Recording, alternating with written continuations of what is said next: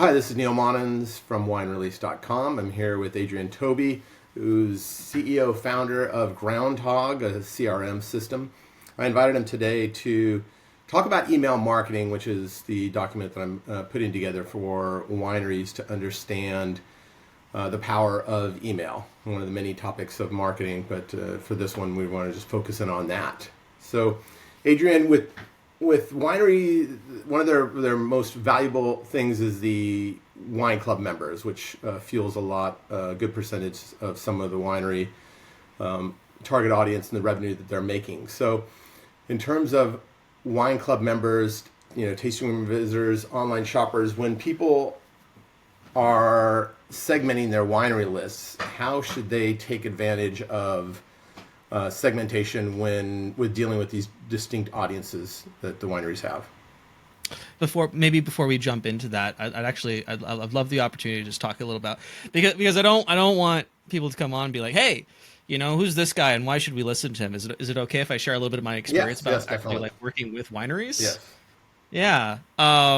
So my name is Adrian. I'm the founder of Groundhogg, and I live in the Niagara region, which is Canada's largest winery region. It's in southern Ontario. I live next to New York State, like the bridge is right there, and we live in something called the Niagara Escarpment, which is like a geological bowl that's filled with limestone. And sand, and it's great for grapes.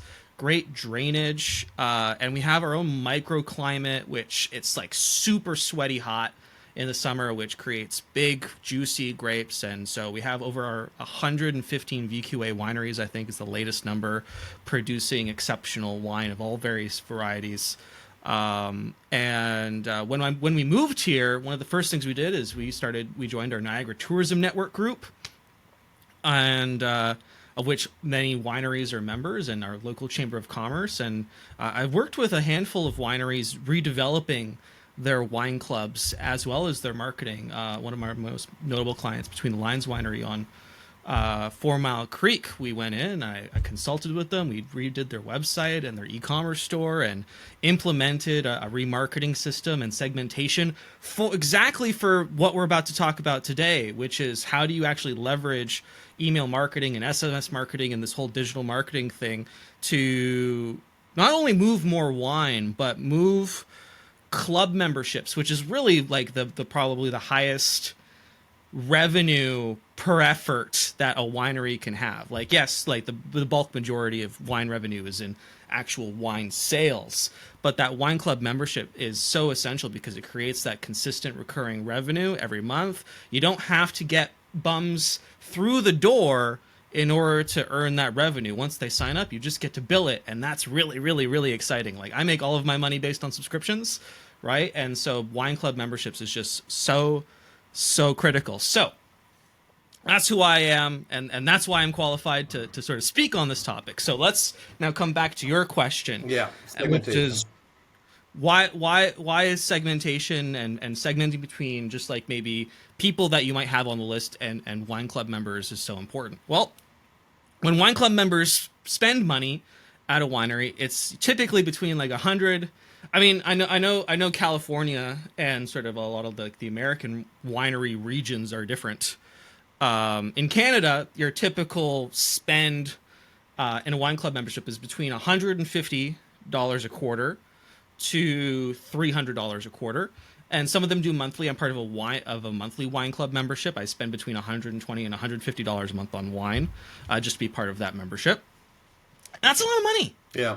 Right? It's a lot of money. So for some people, if you're part of multiple wine clubs, you're spending $3,000 a month on wine. It's a lot of money you're spending on wine. And when you're spending that much money, there's a couple of things that are important. Number one, you want to be known by who you're spending all of this money with. Like, if you're just like, some bloke, right, and you're treated the same as someone who doesn't spend that amount of money, you feel kind of unspecial.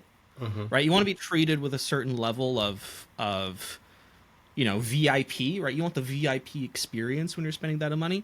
And that needs to be communicated to some degree within the way that you communicate in all things, by social media, by text, and especially by email. Because if I'm just getting the same offers and the same deals and the same whatever that everybody else is getting, then why am I spending all this money every single month? No, I want to be treated differently. I want to be a VIP.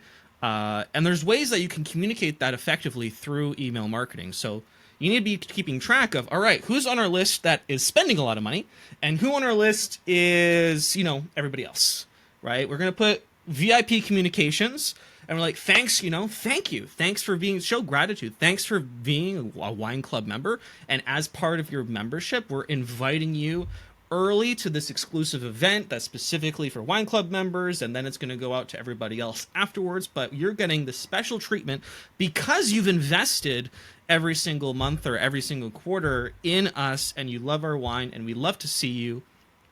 One of the most annoying things for wine club members is showing up to somewhere where they've spent $3,000, and then there's somebody new at the counter, and they're like, they don't know who you are, and because you go and every time you go to the counter, you show up to the winery, it's usually the same server, and then there's a new one, and then you feel like unknown, right? And it's such a crappy feeling to feel unknown at somewhere where you spend so much time. Like, it's like Cheers, you want everybody to know your name, Yeah, right? And that has to be done not only on premises but through the inbox as well. Otherwise, people just get sad, and that's not a good customer experience. Well, members expect more than just the shipment notifications.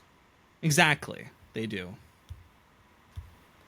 So in terms of, automated email journeys that you've seen work, what do you recommend? There's so much that is available in terms of being able to leverage marketing automation. And honestly, the most powerful, like there's two kinds. Number one, again, we've got to focus on that VIP experience with club members. We've got to focus on everybody else, right? So if we're just talking about club members and treating them like VIPs, most of the wine clubs that exist in Niagara, I'm not sure if it's the same everywhere, but in Niagara at least, include complimentary tastings. Because complimentary tastings, by the way, if you're not offering that, it is an absolute should, because so at one of our memberships, we can bring, as long as we schedule in advance, up to 20 people with us. So that's 22 people in total to come do an experience and a tasting for 4 2-ounce samples or whatever for everybody, completely free of charge.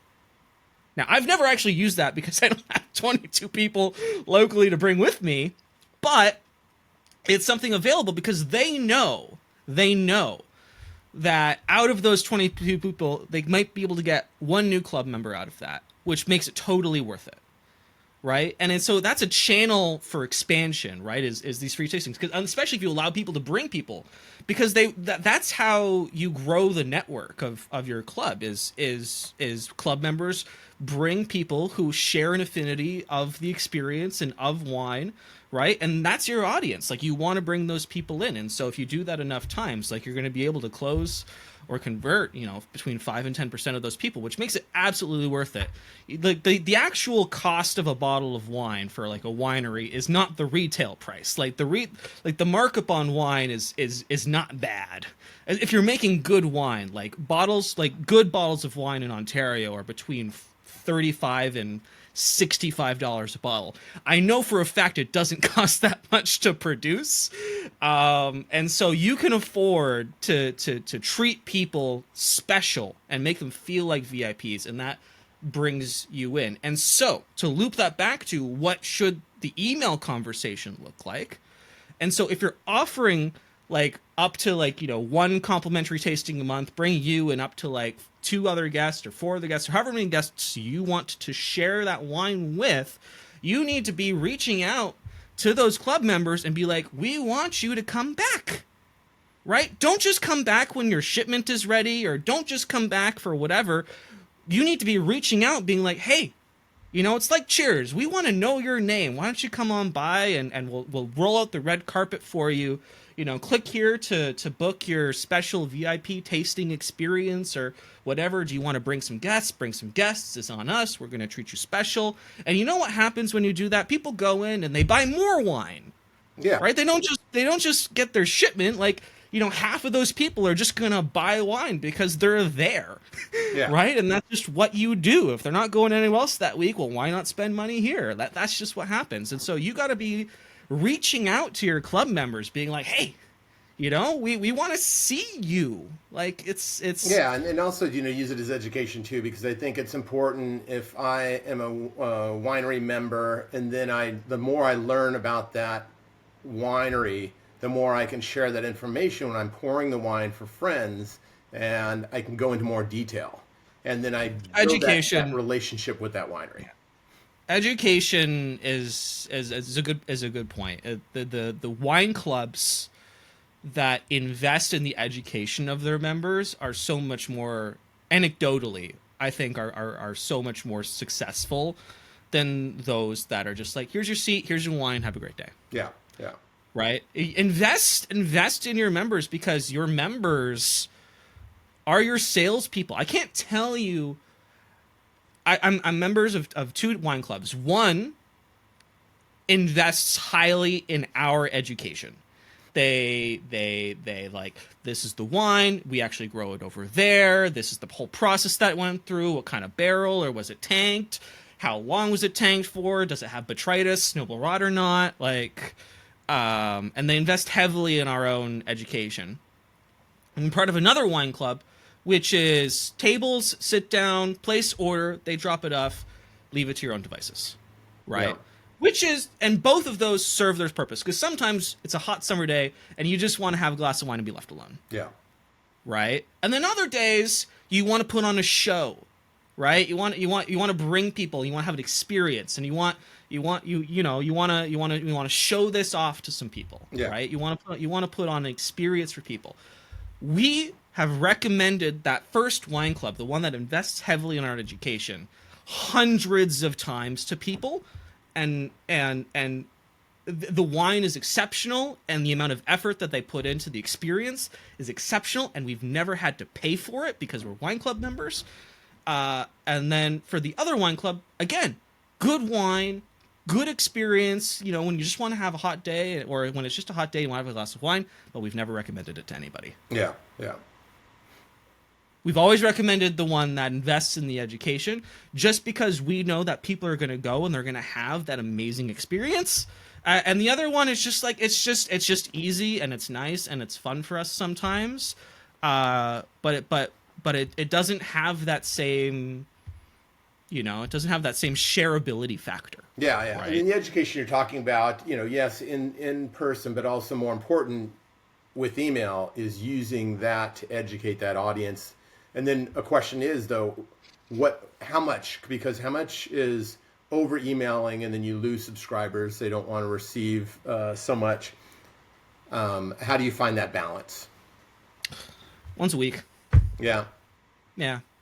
If you're not sure, just start out at once a week. Like. And then do you think that wineries can find out and ask their audience, what do you prefer, and then actually put people in different within club? An email segmentation of club members. I guess that depends on how many club members you have. Yeah. Well, if you're talking about a couple hundred or maybe 1,000 members, then it makes sense to start sub-segmenting those audiences. Yeah. If you have a wine club, I would say under 400, I wouldn't worry about it. Yeah. Personally, like the sample size is just too small. Yeah. To care about that too much, right? Just like. If they don't want to get, like we talked about that automation, like the notifications to be like, hey, we want you to come visit us this month, book your tasting, whatever. Like you can make that opt out. Like you can just opt out of those notifications if you don't want to receive them. But as far as like, let's say that you want to promote an event, or you just want to share something interesting that's happening on the winery or whatever. Honestly, just like as it comes out. I really wouldn't worry. Like I have a fairly large list of customers and of leads that I have. And honestly, I still sometimes just email as it comes to me. And because that's just sometimes how it goes. And for wineries, it's super seasonal, right? It's like, especially here in Ontario where we have winter and it gets very cold and all the leaves on the vines fall off and everything. And So it's like a very seasonal thing. And so honestly, for club members, right? Just as it comes, and then you can sprinkle in those automations that just keep that conversation going, continue to provide that VIP experience. But for like education or events or anything, just as needed. Yeah. Really. Well, in my typically, opinion. some newsletters I receive over the years, they ask you, which email list you want to be on. They have news, they have, features, etc. So technically, if a winery could put, what are you interested? Are you learning in videos about production and videos about the in the field? And I guess you could put all that and then allow the end user, the customer, the wine club member to choose what kind of communication they want to receive. Yeah, I mean, if you want to do that, that's cool. I don't think you have to. Yeah. Like, again, you're not serving 50,000 people. You're serving 500, right? And But the 500 you were serving are worth a lot of money, so you don't want to over email those people. no, I get that. I get you don't want to over email those people. So my recommendation is make it opt out, not opt in. Yeah. Personally, Well, meaning because send, people. yeah. So our audience may or may not know what that means. So you're sending the information and allow them to say, let me opt out of this type of communication, this type of tanks and hoses. I don't need to know about that, but I do want to know what's happening in the vineyard and by the Yeah, season, absolutely. etc. You can make that information opt out, not opt in. Yeah. Because if you make it opt in, then nobody's gonna, right? Like they're not gonna check that box because that's just how people are. Which I don't blame people, right? Yeah. For doing that. But when they sign up for the wine club, you have implied consent, right? You can send them what you want to send them, right? I mean, again, like once a week is plenty. Yeah. Right, and again, as it comes is plenty, and if they don't want that, then whatever. Yeah, fine, but a lot of opt wineries out. are like they're. The reason why I started this one email segment is I have a cousin that has a winery, and she said, "What am I going to say to people? I email them once a year for their to purchase, and that's it." And that's when it kind of blew my mind. And I'm like, "There's so many different reasons to email your audience," and that's what I started writing this document is about. So that's why I got into this first subject of email marketing. So for going for her from one email a year to 52 emails a year would kind of blow her mind. Yeah, there's lots of reasons. Sales, sometimes you just got to move inventory, Yeah. right?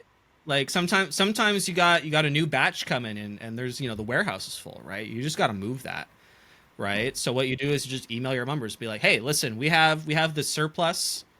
We're going to go in this deals to member only. If you just want to stock up on like 3 cases, here's the deal. Yeah. Right. And we're going to give you like a 30% discount on the bottle on a case or whatever. Just like come get it because we need it out. Yeah.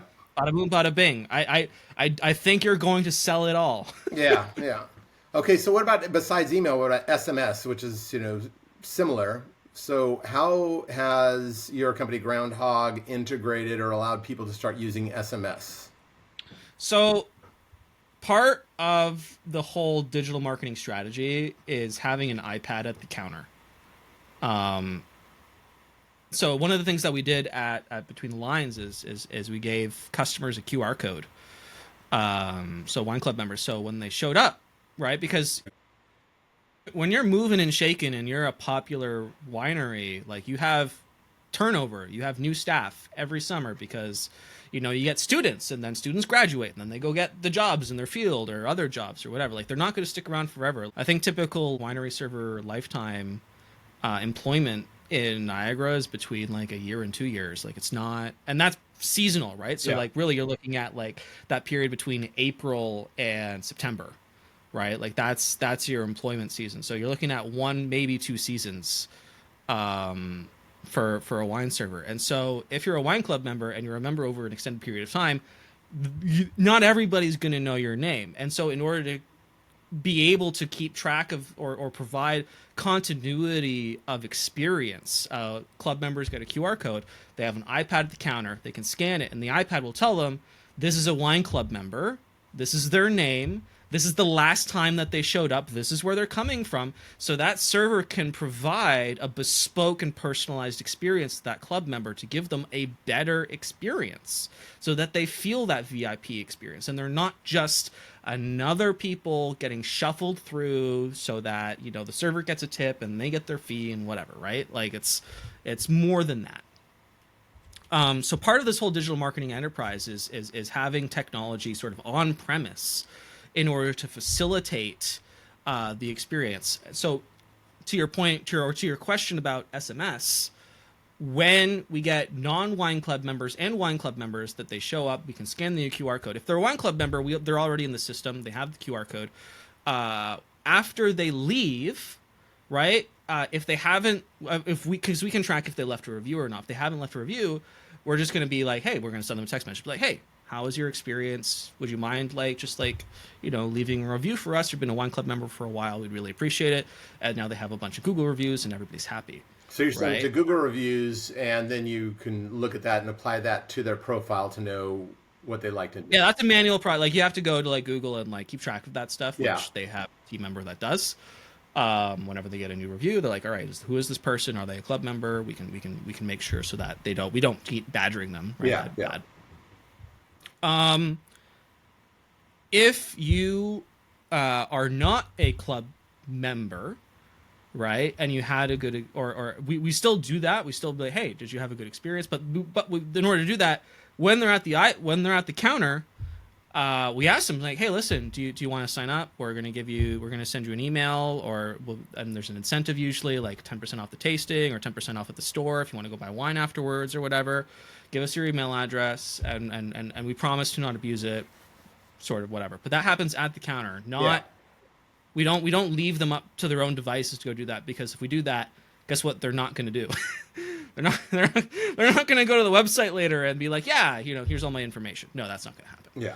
Right. So we do that while they're there at the counter before they check out. Like as they're checking out, hey, listen, you're buying this wine. Do you want to give us your email address, and we'll give you an incentive for that? Pretty reasonable. Yeah. Like I don't know. 1 out of 3 people will be like, yeah, no problem. And that's how you build the list. And from that, be like, hey, listen, if you had a great experience today, maybe leave us a review. And then they're going to get an email being like, hey, after 3 to 6 months, they're going to be like, hey, you said that you enjoyed your experience with us last time. How would you like to come back on us? Right? As a one-time thing. And then that is your opportunity to try and upgrade them from just, passerby to wine club member. Yeah.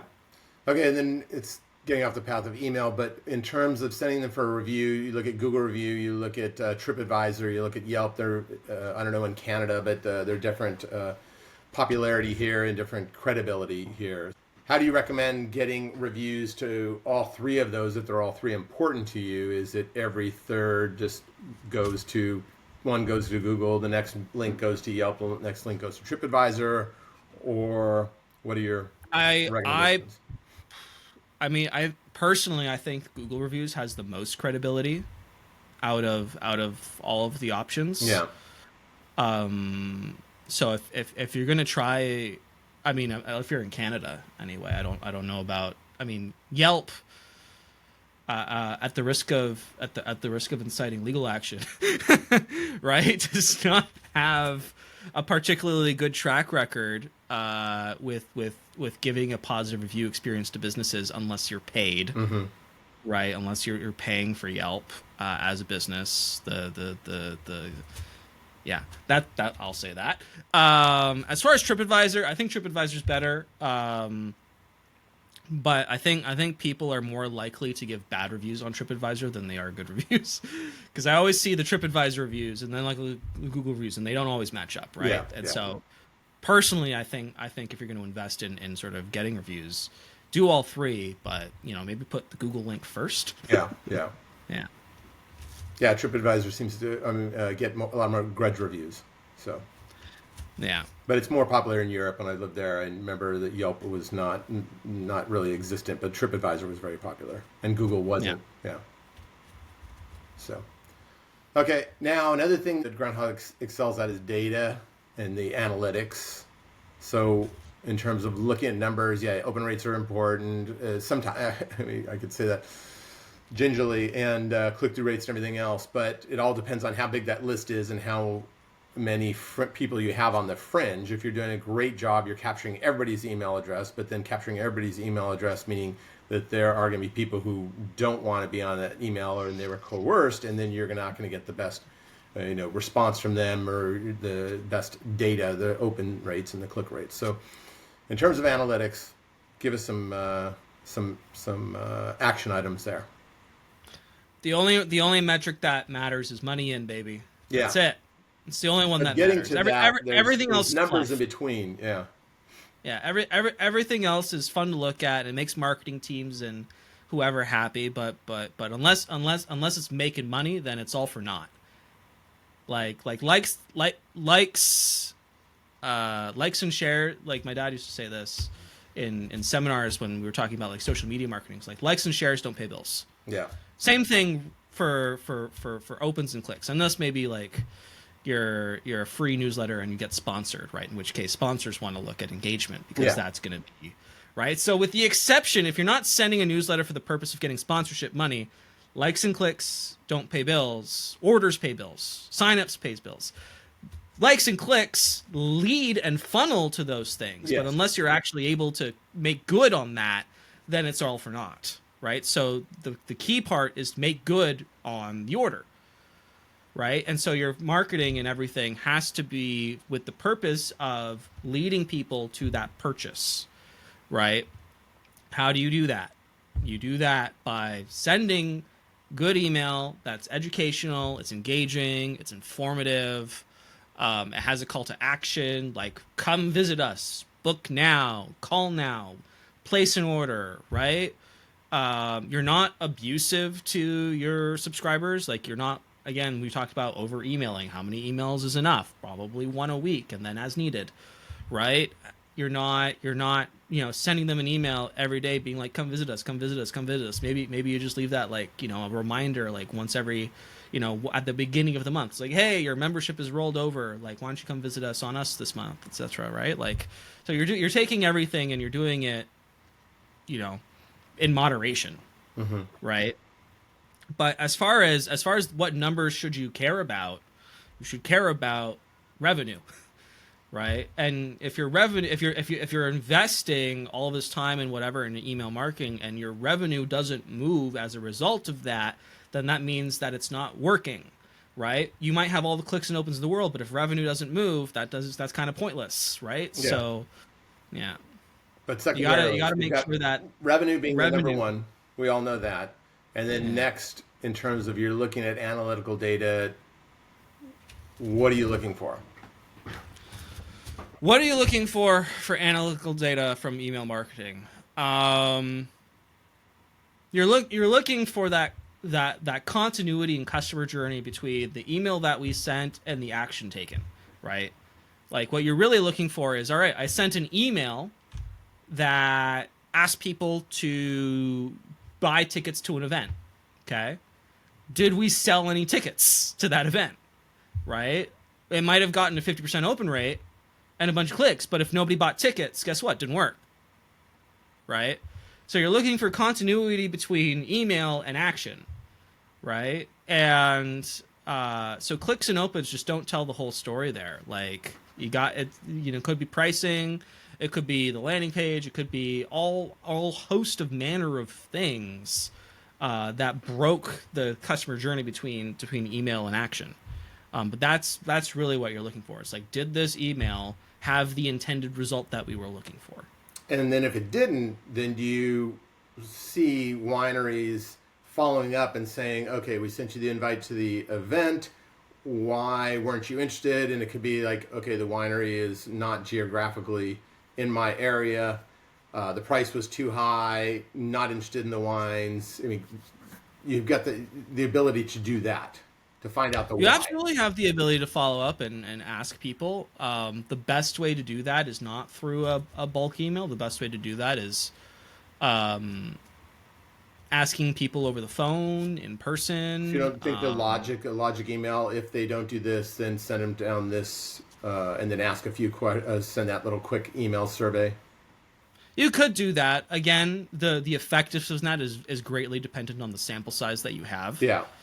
Right. And so if like because if you get four rate? responses to that.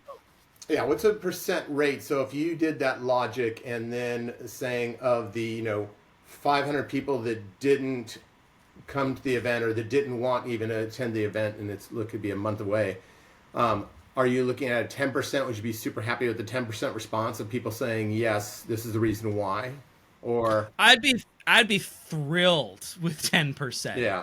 I think that's unrealistic at that sample size. I mean, you could absolutely try. It heavily depends on the level of engagement.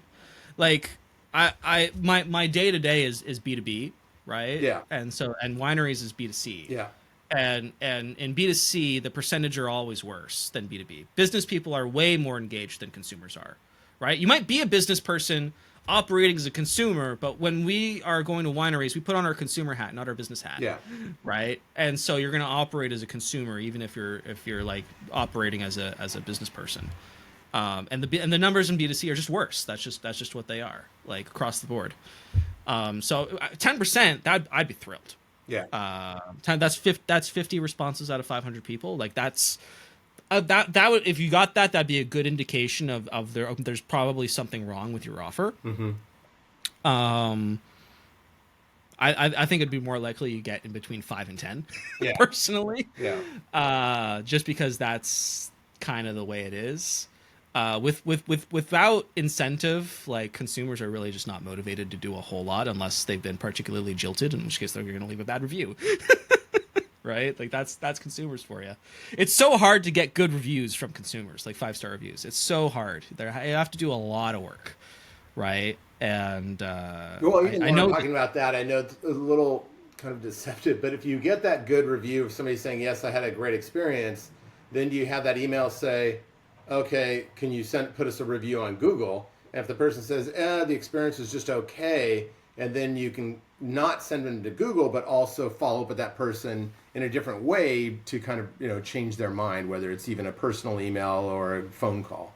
And you can absolutely do that. I personally, I think you're allowed to try and make good on someone's bad experience without first sending them to Google. I think ethically that's fine. Yeah. Some people disagree with that premise and think that if you had a bad experience that you should immediately go to Google and share, which, by the way, lots of people do without prompting. Yeah. And so I don't think the business is responsible for sending someone that had a bad experience to do. They're more than capable of doing that on their own.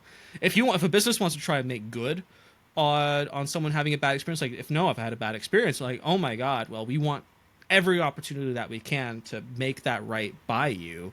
I think that's like, free stuff is free stuff. Like, why not offer it? Yeah. Yeah. Okay, so then also in terms of storytelling, if you've got a higher end either client or higher end product that you're selling that needs more storytelling, what email content have you seen work for wineries? Okay, so when you've got a higher end product, so one of the products that we created at Between the Lines when I was doing consulting with them is they wanted more wine club members. Like, that's why we work together. Yeah. Like we want more wine club members. Like, okay, I can help with that. We need something to funnel people into having like a serious conversation. Like, it's so much more difficult, not impossible, but it's difficult to get someone who came in for a $15 tasting into a $300 a month wine club. Mm-hmm. Like, there's a baby step in between there somewhere. We just need to discover what that is. And sometimes that's just a higher end level of experience that they can come back for. So we created the winemakers tasting, which is a $100 experience. It includes 8 samples between 2 people of all of the reserve label wines, plus a charcuterie board, plus the person who delivers that experience is the winemaker, right? So now we have appeal to authority. Mm-hmm. As part of the storytelling. We have the person who's actually invested time in this. And obviously we charge significantly for this experience because, it takes an authoritative person to conduct it in a way that's helpful and real and convincing, right? We can't just have the new staff member that just got hired a month ago who is only learning about the wines conduct this high level experience. Yeah. Right. This is a hand holding educational sit down. Let's have a good time together. Right. And then the pitch at the end of that is if you sign up for the wine club, we're going to waive this whole experience. Yeah. That's how. Yeah. And then also, Right. to get back down to the details, one of the things that CRM systems have, and in Groundhogg it's called tagging, but you can tag a person in a certain way, and that segments them. So you could say, look, this is a VIP client, and if we do have something coming out, like that winemaker dinner, or that extensive tasting with the winemaker, then you can say, I want it being sent to just these VIP folks. Absolutely. Yeah. In terms of comms, like SMS or email or whatever, if you want anything to do better, just have it coming from appeal to authority, right? Wine owner or winery owner, winemaker, whoever that is, written and signed by that person. It's not enough to simply send it from info at whatever. Yeah. You want a personal email with address. generic, corporate ease, right? Yeah. You want it to be like, hey, this is Neil Yeah. from my sales day winery, and I thought it'd be a great idea to have this event where we have these things, right? And that's a lot more personalized than greetings from my sales day winery. We have an event coming up, blah blah blah blah. Right? It's like one of those is much more engaging than the other. Yeah. Like email, people forget this. The original purpose of email was to what? It was to replace what? Letters. Letters. And who are letters written between? Personal, usually personal, but business and customers, yeah. People. Yeah. Letters were communications between people, right? And they were signed by people. Right? And were stamped by people. And the email was created to replace letters between people. And we've lost that magic in a lot of marketing. And everybody across the board says that everything performed better once they started once they as in their ego and id and whoever, their soul started writing emails instead of letting nameless intern ChatGPT sending something pre-written from MailChimp. Yeah, it is interesting. Again, the 3,000 emails I subscribe to, many of them are info@winery.com, but the ones that are smaller are john@winery.com. So you have that. I can tell you which of those perform better without reading. Yeah, just. There's a winery, not a client, but there's a winery that I'm a subscriber of, or my wife is a subscriber of, and he sends out a monthly newsletter, and each of these newsletters must be 3,000 words. Just a word dump from this guy, okay? Just to come and with no call to action, right? Just pure passion, just pure. This is what happened. These are the grapes. This is the state. This is the weather. It's like a whole breakdown, and that goes out to their club members like every month. And I don't know this for a fact. He says it performs really, really, really well, and people will come in and they'll talk about with him this newsletter and his findings and the results and everything. And I wrote a series. You might have read it. Email is Hard. Yeah.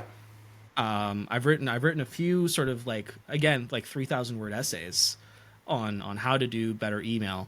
And in the first one or the second one, I don't remember. I think there's seven issues of that series at this point. I'm working on the 8th. It's getting increasingly more difficult to put words to paper as I sort of dive deeper into this. But anyway, in one of those issues, I talked about effort and sort of our spiritual sort of ability as humans to detect effort in something, right?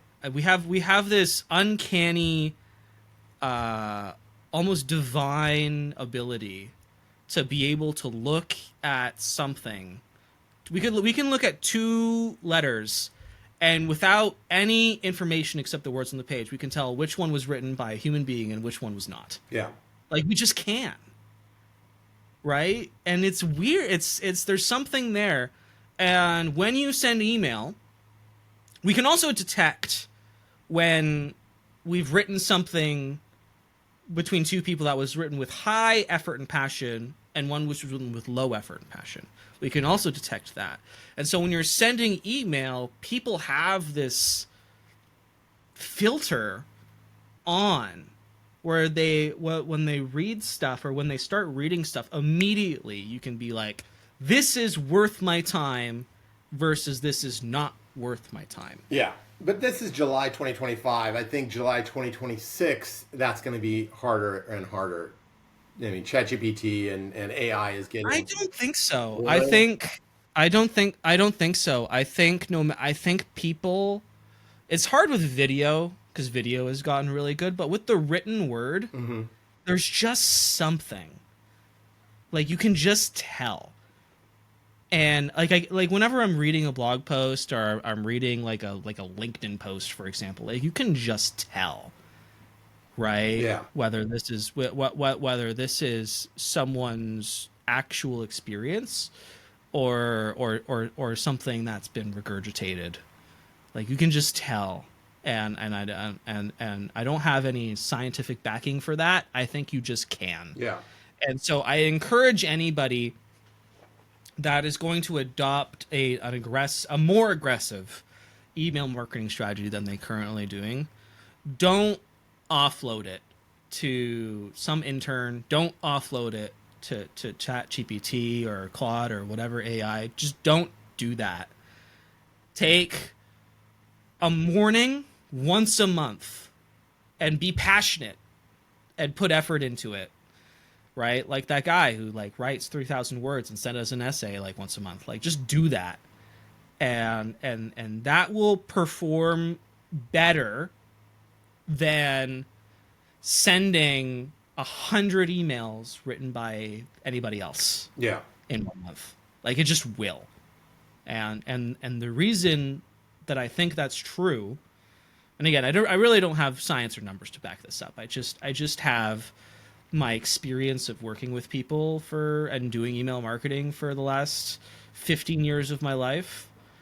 People just can tell, and people are energetically and magnetically drawn to passion and effort, right? It's like whenever it's like that feeling you get when you walk into like an opulent Catholic church in Spain. Right, and you're looking at stained glass, and you're looking at the arches, and everything is encrusted in gold, and you're like, "Whoa!"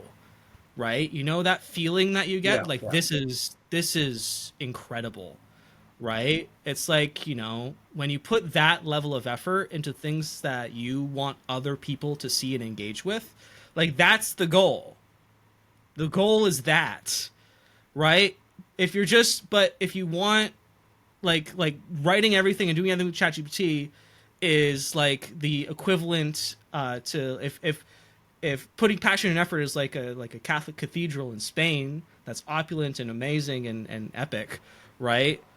The doing it with intern ChatGPT is the equivalent of just putting up like another concrete warehouse, Amazon warehouse. Yeah. Quick and convenient. Yeah, yeah. I mean, guess what? For me, Amazon warehouses are fucking ugly. Nobody likes looking at them. Yeah. For me, I run many things through ChatGPT just to make sure I'm covering off on all the points of a subject. Sometimes I don't forget all, I won't remember all 10, but then ChatGPT will remind me here, and then I'll put it back in my own voice. So, I hear you. I hear you. I definitely hear you on that. Error checking and spell checking and all that fun stuff. But I have another sort of philosophical thought on that, and that is to err as human.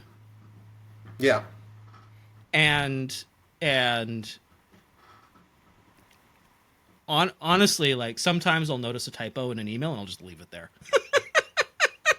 Right? Like sometimes I'll just leave it there because like who gives a shit? Yeah. I can tell you that the person reading that email doesn't. Yeah. Like they just don't care. Right? And it's almost like a marker that's like, oh, you know, it's like again point, you know, I'm gonna use the most, you know, I mean Catholic Church, there's the most beautiful buildings in the world, like just bar none. Right? Like you go in and you're just like, whoa, like whatever. However you feel about it, they've got the most beautiful buildings. Yeah. Okay? Now, when you go in there, you know what else is about those buildings? They're imperfect. There's tarnish. There's wear. There's whatever, right? But that's again, that's part of like the human experience. And if you and if you remove all of that, you're also removing part of that passion and part of that humanity from it, and it's kind of part and parcel. Yeah. And right, so yeah, you want to maybe you want to use it for fact seeking and for whatever, but if you use it to the point where you're removing the humanity from it, right, that's a bridge too far. Like you have to leave the humanity in there somewhere. Yeah. Because again, the original purpose of email was people communicating with people. And now, very soon, like the writing's on the wall, you're going to have AI agent emailing with AI agent. Like that is the future. That is where we are headed. That's just it's a matter of time. You're going to have AI agents just running your life, replying to all of your emails for you. And that will be incredibly convenient. And that will be incredibly efficient. And it's going to remove all of the humanity from it. Yeah. And once you remove the humanity from that, people are going to stop engaging. And I think that's a shame. Yeah. And so for a while we have the time, right, where we are able to participate in this wonderful infrastructure that we've built for communication, I implore people to do it the hard way, because the hard way will produce better results for you. Okay. Than what is quick and expedient. All right. Thank you. Looking over my notes, some data points that I needed to ask, and there's one is very specific and very detailed. But what in terms of and I'm experiencing this in terms of you ask that person to subscribe, they put their email address in, you get the email, then you send that automatically. Can you confirm your email address? What the percent of the people that confirm? What do you do with the people that don't confirm? Do you still send them those follow-up emails, or at one point did you just say, okay, automatically confirm them? Fun fact: you don't have to do that in the United States. It's completely optional for you to do that. In Canada and in Europe, we have something called double opt-in, which is recommended and sometimes enforced. Yeah. Practice of confirmation, because spam is a problem. Yeah. And I think personally that it's a terrible way to mitigate that, because guess what? Spammers ain't going to do that anyway. And so like it's the only thing it does is make legitimate business more difficult. But whatever. If you're in America, you don't have to do that. If you want to, you're immediately just going to lose 50% of people off the top. That's just it. Whatever. Not like that's those are the numbers. It's the game. 50%, 1 in 2 people will confirm. I mean, like, so as like, because if you do the thing where it's like, all right, we're going to collect it at the bar and we're going to give you an incentive, like they get that immediately, right? There's no incentive to continue the process post that point. And so you really got to make like that first interaction, so post collecting their email, something worthwhile in order to continue the conversation past their initial experience. But in America, you don't have to do that. Yeah. But you have it. I've set up where it's like, you send the one email, then you send the second email. If they don't respond again, then you could say, hey, I really need you to respond to this so I know that you're a human. And you could just keep going down and up to as many emails as you want to get them to confirm. You can. Three is the magic number. Good. Yeah, like it costs money to send email. Like, it takes credits. Like, don't waste it on people that don't do it after 3. Like, it's called diminishing returns, right? Yeah. It's just not worth it. Yeah. If three and done. Okay. In terms of experience that you have with dealing with wineries and versus the general business, what do you see differences? Like, okay, people who are subscribing to a winery email list are more likely to do X versus the general population, if they're buying a refrigerator, do Y. I don't think that there's any significant difference. Okay. Between, I mean, it's all B2C. Yeah. Right. Like. Okay. If anything, I would say, just from anecdotally, again, I don't really have any real data to back this up. Okay, so this is sort of just my opinion. Take it for what you will.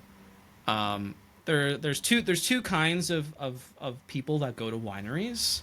There's, bachelorette parties, and then there's wine people. Like, those are, like, you're one or the other, right? You're either like a wine person and you bring your tasting book and you're taking notes and you're reading the labels, and then there's people that are just going for a good time and to have fun, and it's something that they haven't done before and they thought it'd be interesting, and sometimes those people turn into wine people, right? And so the level of engagement that you're going to get in between those two groups, right? You're going to get more engagement from the people that are actually into wine than you're going to get from the people who are just there to drink wine, right? Like, you're just going to get different levels of engagement, and that's fine, right? And what we want, like, what you're going to have the best interaction from is those actually people who are invested in the story, invested in the product, invested in you or whatever. Right, those are going to be your bread and butter people. You're going to get more interaction from them. You're going to get more subscribers, and the more effort that you put into attracting or delivering the more effort that you put into delivering a good experience, good content, good wine to those people, the more of those people you will attract. Because those people are going to go to their other wine people. They're like, hey, you really got to check out this place because, they're in Facebook groups, or they're on Seller Tracker, or they're whatever, right? Like, that's just what's going to happen. They're just going to start sharing. And so much of the wine business is still just, sometimes you just have a sign on the road and people see it and they come in, and then those people, if you give them a good enough experience, are going to go out into the world and be like, look for this sign, right? And if you see it, stop by. Yeah. Like, so much of it is still just that, and I love that. I think that's a natural and human way to approach this. And what email marketing and what digital marketing serves as is a retention mechanism, right? Yeah. You have to think of that as a retention mechanism. As far as like a growth mechanism, right? It's successful in that some part to a degree, but really what it is, it's a retention mechanism. It's a way to get those people who are actually invested coming back, right? There's 3 different ways to make more money. You can make more money by finding more customers. That's the most expensive and most difficult way. You can make more money by charging more and reducing costs, right? The third way to make more money is to sell more to the people that you already have. Yeah. And that's the easiest and most cost-effective way, and that's what digital marketing really enables you, is to just keep those people coming back, upgrading them, and selling them more stuff. And all the better if they love it. Yeah. Great. So, Adrian, we're coming up to time. I really do appreciate your time. This is Adrian Tobey sharing his email insights. He's the CEO, founder of Groundhogg. Nice little CRM system. Adrian, anything else you'd want to add? Yeah, if you're all curious about how to send better email, I'd highly recommend that you read my Email is Hard series. I think there's some solid insights in there. And you've got some great videos too. And it's totally like CRM agnostic. So if you already got a system, don't worry about it. You don't have to switch. Like, you just read it, and it'll give you some great insights on how to actually approach what I think is highly effective email marketing, and not just email marketing for the sake of it. So to learn more about that, go to groundhogg.io. If you don't know how to spell that, just go to Groundhogg CRM. It'll show up. Go to the blog. There's a button there that says email is hard. Have a read, and sign up if you don't have a CRM, because we'll help you. All right. Thank you very much, Adrian. All right. Have a great day.